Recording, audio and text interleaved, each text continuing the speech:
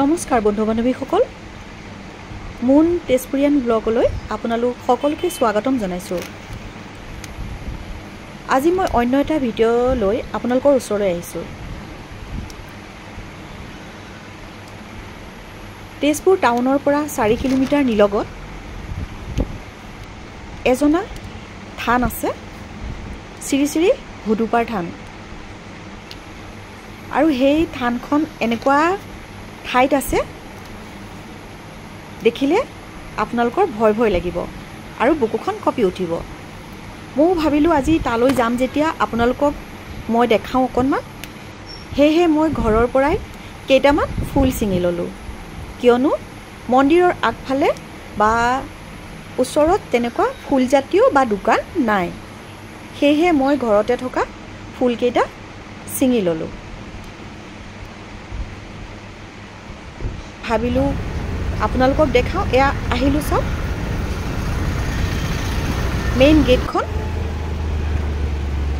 সোমাই আহিলোঁ। এয়া কেতেকীবাৰী গাঁৱৰ মাজেৰে আহি আছোঁ। এয়া চাওক, এয়া গাঁৱৰ মাজেৰে আহিছোঁ।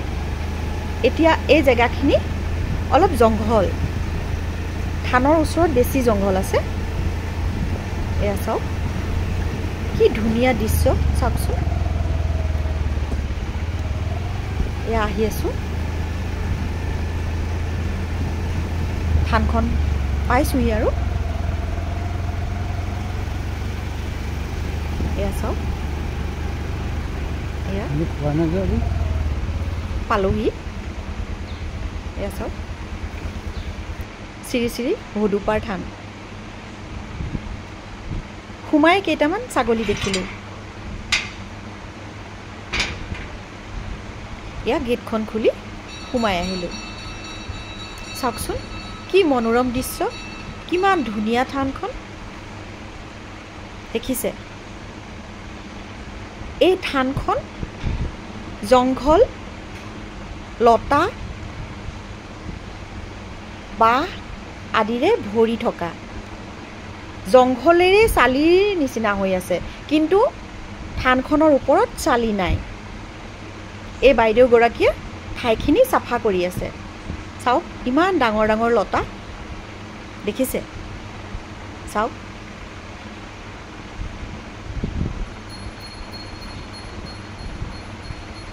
এই থানখন জংঘলৰ মাজতে আছে। এয়া চাওক, ময়ো ভাবিলোঁ চাকি ধূপ জ্বলাই লওঁ। আৰু কি জানে, এই থানখনত বহুত অলৌকিক শক্তি আছে। মানুহে বিচৰা সকলো বস্তুৱেই এই থানখনত পায়। আপুনি যদি শুদ্ধ মনেৰে স্মৰণ কৰে সকলো বস্তুৱেই পাব। আৰু সেয়েহে দূৰ দূৰণিৰ পৰা সকলো মানুহ আহি এই থানখনত গামোচা বান্ধে মনৰ বাঞ্ছা পূৰ্ণ হ'বৰ কাৰণে। আমাৰ এই থানৰ ৰাইজেও যদি ক'ৰবালৈ যাবলগীয়া হয়, ঘৰত কিবা শুভ কাম কৰিবলগীয়া হয়, তেতিয়া এই থানখনত আহি চাকি ধূপ জ্বলাই আশীৰ্বাদ লয়, যাতে কামখিনি সুকলমে হয়। আৰু সেইমতেই আজিলৈকে এনেকেই হৈ আছে।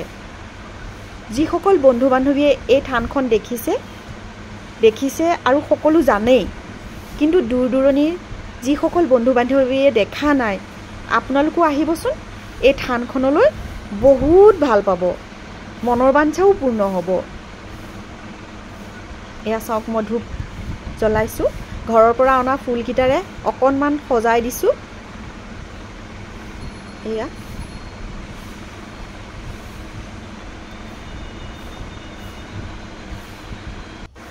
আৰু থানখনৰ ওপৰত চালি নাই। ৰ'দ বৰষুণ বতাহ যিমানেই আহক, যি গছ চাকি জ্বলি থাকে সেই গছ সদায়েই জ্বলি থাকিব আৰু জ্বলি আছেও।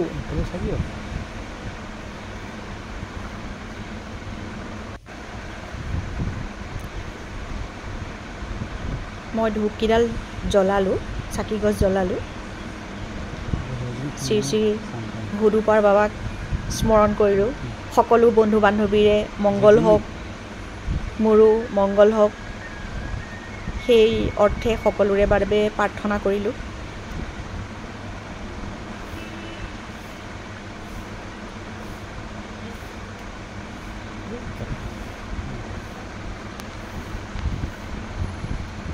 এয়া চাওক মেইন চাকিগছ য'ত জ্বলি থাকে, এয়া দেখিছে। এই চাকিগছ কোনো মুহূৰ্ততে নুনুমায় আৰু গামোচা বান্ধি থয়। চাওক কিমান গামোচা আছে, মানুহৰ মনোকামনাৰ বাবে একোখনকৈ গামোচা বান্ধে।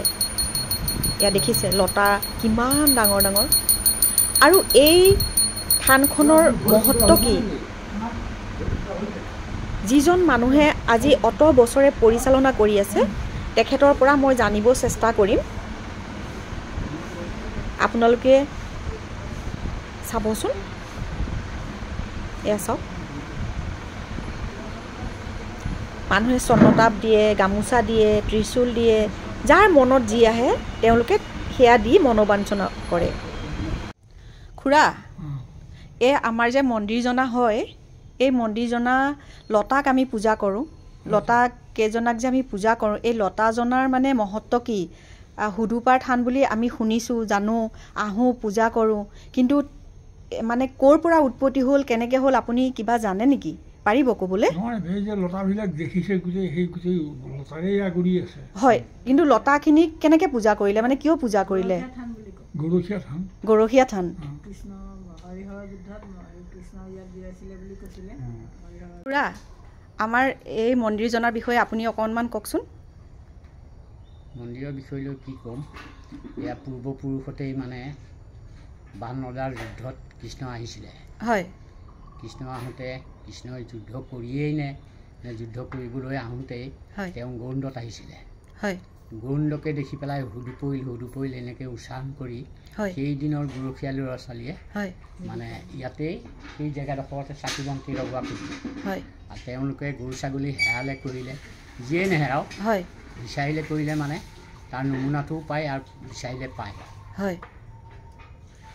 তেনেকেই পূৰ্বপুৰুষৰ পৰা চলি আহিছে। তেতিয়া বৰ জংঘল আছিল, এতিয়া বহুত তেনেকেই চলি আছে। আৰু তেওঁলোকে যেনেকৈ বস্তুটো বিচাৰিছিলে ঠিক তেনেকেই পাই আছে।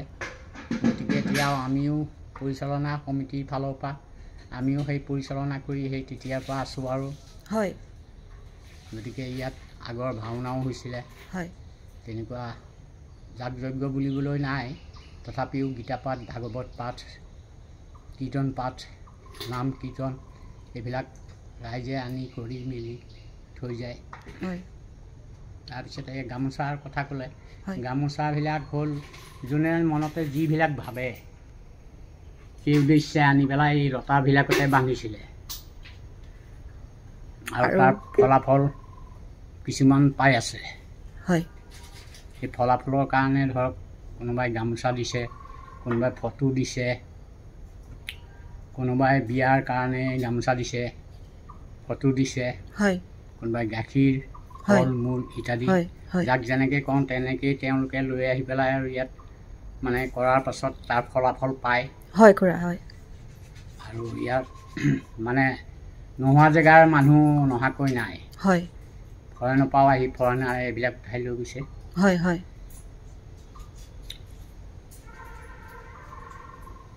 আৰু বাকী কি ক'ম আৰু। হয় খুৰা, আপুনি ইতিহাস কোৱাৰ বাবে ধন্যবাদ। বাইদেউ আপুনি কওকচোন। এই মানে লতাখিনি এতিয়াতো মানে বহুত মুকলিয়েই হ'ল। আগতেতো বহুতখিনিয়ে আছিলে জংঘল, মানুহ বহিব নোৱাৰা আছিলে। সৰু সেই গছৰ শিপাতে মানুহবিলাক বহিছিলে। মানুহ বহোঁতে তেতিয়া মানে কি কৰিলে, চৰকাৰৰ পিনৰ পৰাও কিবা কিবি আৰু যাত্ৰীবিলাকেও কিবা অনুদান কৰে। তেতিয়া মানে ভোগ ঘৰ হেৰি এয়া হ'ল, তাতে কৃষ্ণক মানে গৰখীয়া থান হিচাপে মানে ইয়াত হেৰি কৰে, মানে পূজা কৰে।